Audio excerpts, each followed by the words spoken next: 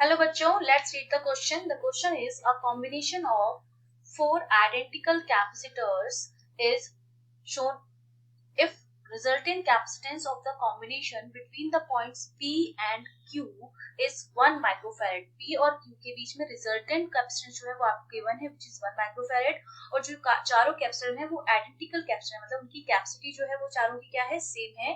Calculate the capacitance of each capacitor. तो हमें हर capacitor का कैपेसिटेंस जो है वो कैलकुलेट करना है जो कि सेम आएगा क्योंकि चारों आइडेंटिकल हैं.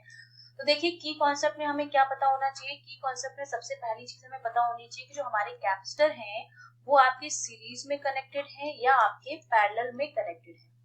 अगर वो सीरीज में कनेक्टेड है तो उनका सी इक्विवेलेंट आपके पास क्या आ जाएगा, 1/C1 plus 1/C2 plus dash dash dash जहां तक है. और अगर पैरेलल में कनेक्टेड है तो सी इक्विवेलेंट हमारा कैसे आ जाएगा, C1 plus C2 plus dash dash dash. अब आपको जो सर्किट दे रखा है उसमें देखिए P और Q के बीच में जो चार सर्किट है वो चारों आपके सीरीज में है क्योंकि चार्ज जो आएगा चारों का सेम है. यहाँ से ये गया, सब में सेम चार्ज आ रहा है. देखिए तो इसका मतलब मैं सर्किट को कुछ इस तरह से बना सकती हूँ. P ये पहला, फिर ये दूसरा, फिर ये तीसरा, फिर ये चौथा और यहाँ पर आपका Q है. ठीक है, ये C C C and C चारों सीरीज में कनेक्टेड है. तो सीरीज में इनका इक्विवेलेंट कैसे हम निकालेंगे, 1/C equivalent equals to 1/C plus 1/C plus 1/C plus 1/C.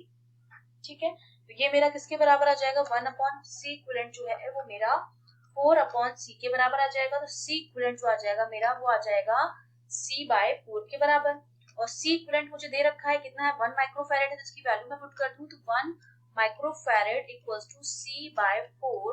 तो यहाँ से C की जो वैल्यू आ जाएगी वो हमारे पास कितनी आ जाएगी, 4 माइक्रोफैरेड.